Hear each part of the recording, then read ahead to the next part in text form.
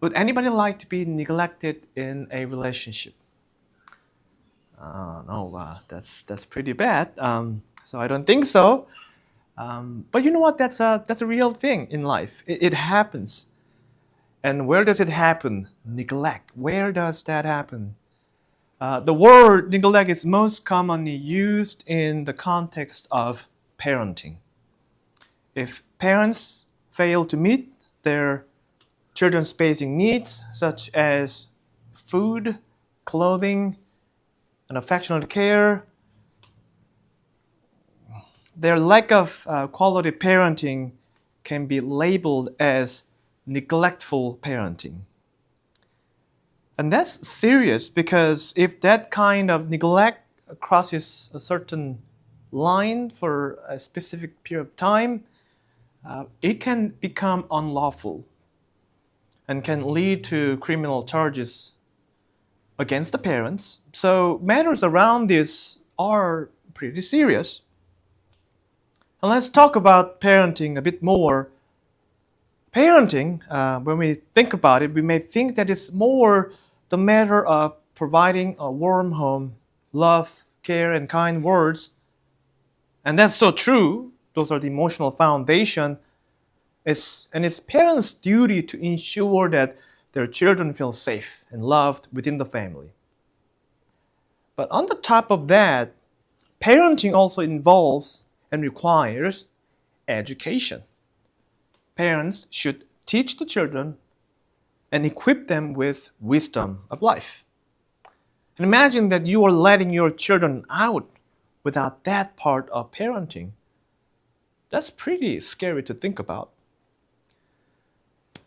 And I'd like to use an analogy to describe what parenting looks like. By the way, I don't know much about actual parenting because I am not a parent. But I'll explain based on a common sense. And here is the analogy. Parenting goes with our hands, doesn't it? We embrace them, we pat them on the back, and we cook and feed them with our hands.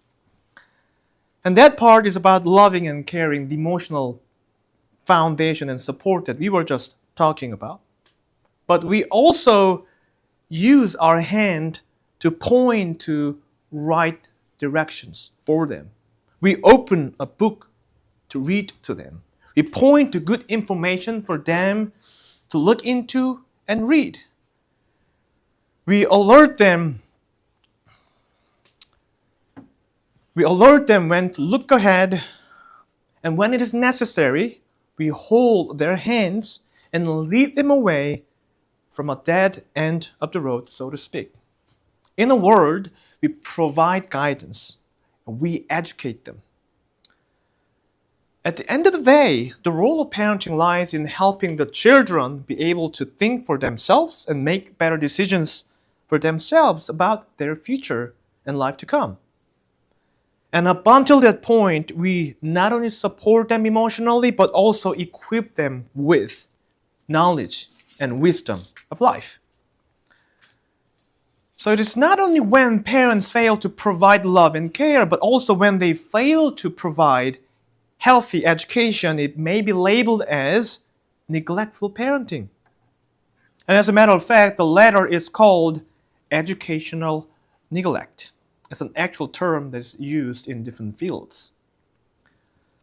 Let's shift our focus here. Speaking of parenting, shifting the focus here, were you always a good child who remembered every rule to keep? Or were you breaking a couple of important rules, regardless of how well your parents taught you? Where I am getting at with this is that we are independent beings, so eventually we will make our own decisions and choices. And something funny about that is, when we start exploring our own world as a child, our parents support our independence. They let us try. They give us the freedom to try, and we, after being told to not do so, probably more than 10 times, we will find some leeway to do something warned against, like climbing a small tree in the backyard. And what ends up happening is that we get our shirt caught on a branch and tearing it. Or one day we cruise around town on our bike and the front tire hits something really hard and the bike flips, crashing to the ground. On a lucky day, we walk away with just a couple of scratches on our knee, but on our bad day, it's much worse than just few scratches. And all of this still happens, think about this, all of this still happens after being told by our parents to be cautious when riding. I mean, in the end, we learn that falling is painful. And then we'll become more cautious. And that's our independence in learning. And we'll anyway make our own choices. With all that said, that doesn't do away with the fact that parents should remain responsible for having provided guidance and information and rules anyway. And they still remain responsible for continuing to provide some more. And that same exact holds true for spiritual guidance. It is one of the essential needs to be provided with and for. And if that element is missing from our lives, that's a type of spiritual neglect. A lack of spiritual guidance doesn't just apply to young children. Whether you are a teenager or in your 20s, or even in your 30s and 40s and 60s and 70s and even in your 80s, doesn't matter. You need it. And we'll pick the easiest example to explain that. Let's talk about love. Because we need guidance about love all along. And people do struggle with love. And age doesn't matter. But it doesn't seem that we talk enough about it or try to learn about love. Love in the most general term is probably the most important thing in human life. Would you agree with that? Love? Maybe not. I would say it's really important for me. And thus, we should expect that we need a greater guidance and wisdom about that. But seriously, do we discuss love enough? Do we educate ourselves about love? I'm not sure. No, we tend to just leave it because we think we know. And I mean, ideally speaking, when we talk about love, the best way to learn about love is from our parents and from their marriage. It is. We grow up seeing what a mutual love is like and how wonderful that can be for each other. But if not, when we are not learning about love from our parents, with a good example like that, where do we get that information about love? And I reckon that a lot of people learn love from the media, from the movies and shows. Many people start acquiring an image of love, its concept and its value from what they see from their surroundings. And people watch a lot of TV shows and dramas and they pick the idea of love from the media. Though the media cannot be a good source to learn from, it's just a simple fact that we cannot let it teach us on love.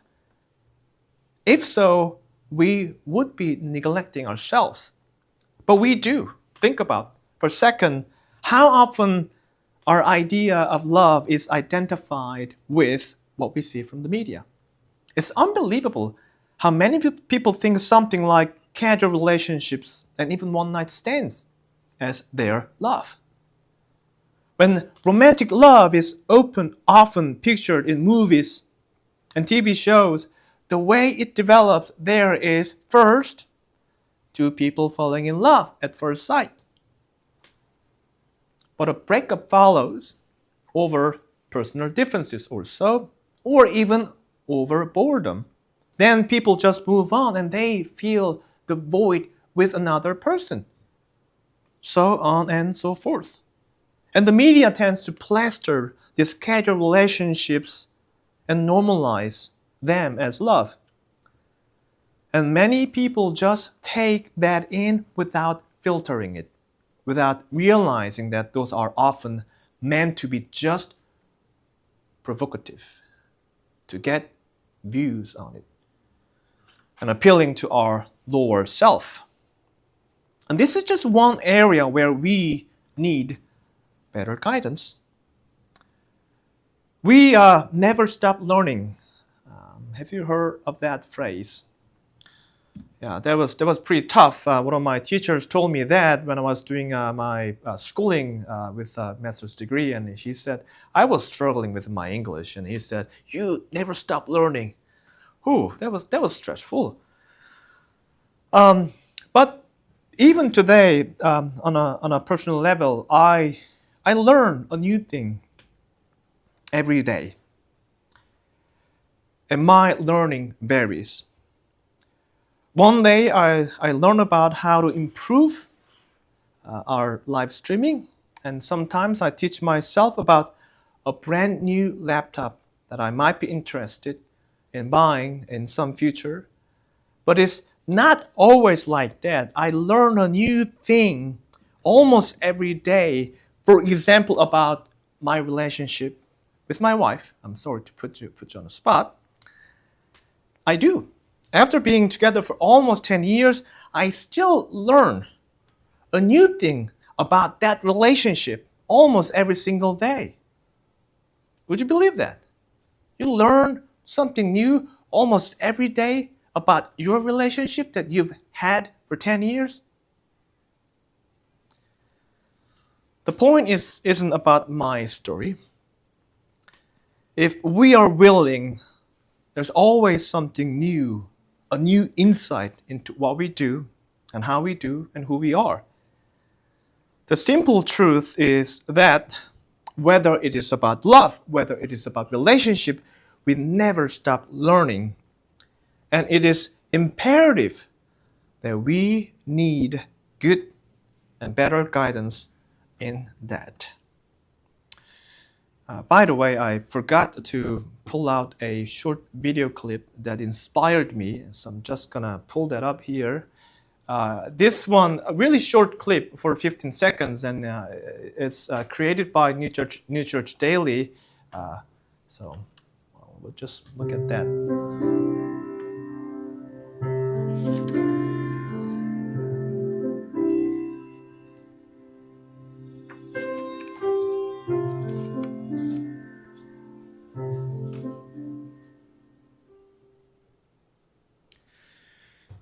We do have two choices, and we should choose which one is better for us.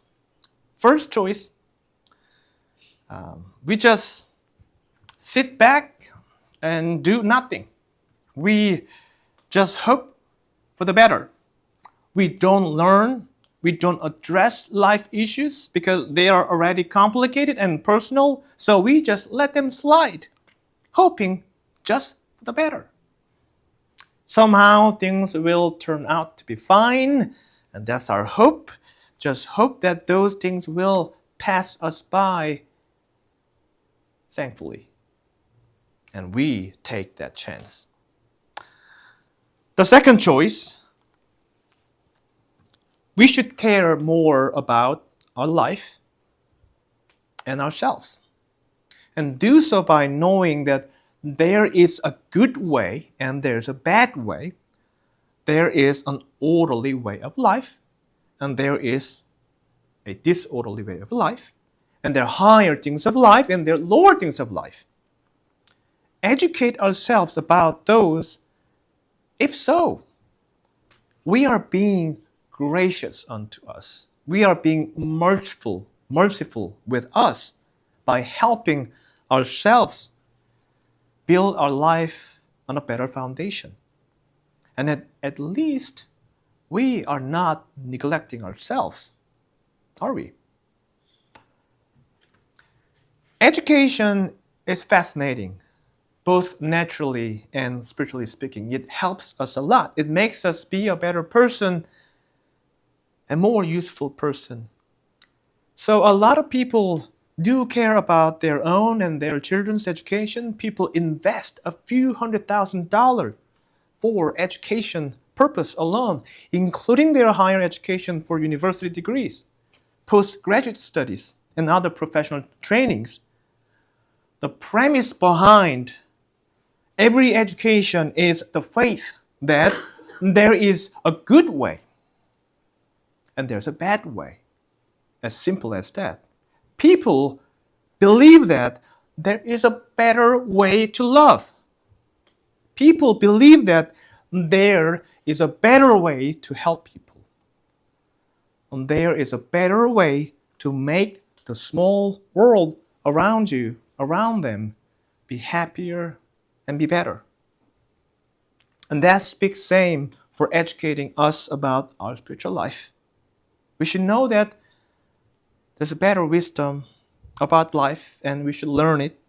What we mean by spiritual life isn't something airy, something abstract, something quirky.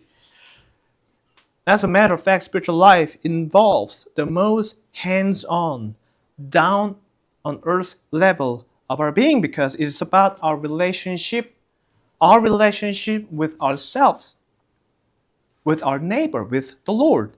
And we are talking about learning better how to succeed in those relationships through wisdom of life. And sure thing, more education and not neglecting eventually involve more work to do on our end. It means that we are not letting ourselves absorb those junk food from the media without filtering it. It means that we want to be more discerning. Though the work may be challenging, the fruit we see will become greater. There can be so many ways for that fruit to grow. We, as a small church congregation, we as parents, and we as adults should have the awareness of the importance of educating our children and our people, and as well as ourselves. And I hope and pray that the Lord help us in that and with that. Amen. As for the week, I've got two thoughts already, but I feel like I want to ask a question, another question. So I was talking about, were you a good child when you were growing up? You kept every rule that your parents told you? Oh, okay, Young says, 100%, right, okay. So she was a good girl, and yeah, I'm not sure about me. I'm sorry? Mostly. Yeah, so you're pretty good. What about Ellen? Never broke important rules? Okay. Oh, okay, right. You don't remember, but yeah. Nana might remember, right. Yeah, I think I was pretty good, except that I skipped school, not from time to time, but a couple of times. Not from time to time. That's regular, but just a couple of times, and I was in trouble. Yeah. So, but our parents are pretty good, right? So they definitely taught us, what to do and what not to do. But we do make some mistakes. I don't know. That just came to my mind. So thoughts for the week. Yeah. So what is your daily screen time? Okay. You don't have to say the number of hours you spend, but if you are happy to do it, you can speak it out. What is the daily screen time for you? Long time, but I look at ATLE stuff, do church stuff. I don't know whether that's. That's good. Yeah, that's good part. So long time. Screen time. I mean, I spend a lot of time looking at my screen, but that's for my work. So, but I guess I need to qualify, but what I mean by daily screen time. Daily screen time of or with watching just something. Very little. Very little. See how healthy we are here. Oh, right. I mean, you do a lot of work with that one. So yes, and that's for work. So nobody's guilty of watching too many. I don't know.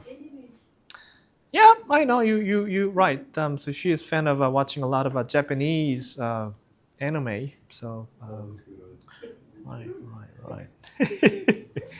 But think about how what you consume from the media may shape your thoughts and lifestyle.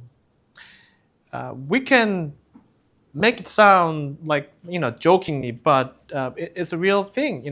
It's weird because like the things that we absorb will affect the way we see things, and how much. I mean, Cliff, you're saying that you're watching some good stuff from Off the Left Eye. So that's good thing. But do we read books? Good books? Do we read the Bible or the Word by yourself? Or so just compare the amount of things that you observe. Acquire from the media versus the amount of hours we invest for I don't know, learning from the Lord and learning within a church community like that. So just few thoughts, and nobody's willing to say anything else. Okay. I'm sorry. Okay. All right. Good. I think this is one of Cliff's favorite passages. We shall not live by bread alone, but by every word that proceeds from the mouth of God. Yeah. I guess I'll leave us with another thing. Is there any particular teaching or an idea that you would hold on to? I don't know. This is my religious principle. Do you have one of those, Cliff? The Lord is always watching. The Lord is always watching. Ooh, that's pretty scary. I mean, it is indeed true, but it's. I always think about that. Yeah, I think about King David. Like he was a very pious man. Psalms, beautiful poetry, a warrior, a king, but yet he, in front of the Lord, he broke his laws. Yeah. It's a sad thing. I think about that myself. Got a good conscience, God. Yeah, I mean, it is true that the Lord's always watching us from a good heart. Sometimes I forget. Anything else? Any teaching or religious principle that you place in the heart? So you just don't think about anything?